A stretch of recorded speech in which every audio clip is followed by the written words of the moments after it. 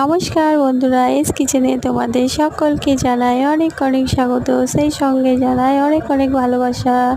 তো বন্ধুরা, তোমরা সকলে কেমন আছো? আশা করি সবাই ভালো আছো। তো দেখো, আজকে হচ্ছে সানডে, সেই জন্য আমি আজকে সানডে স্পেশাল চিকেন রান্না করছি। তো তোমরা যারা যারা খেতে যাও ঝটপট করে চলে আসো আমার বাড়িতে।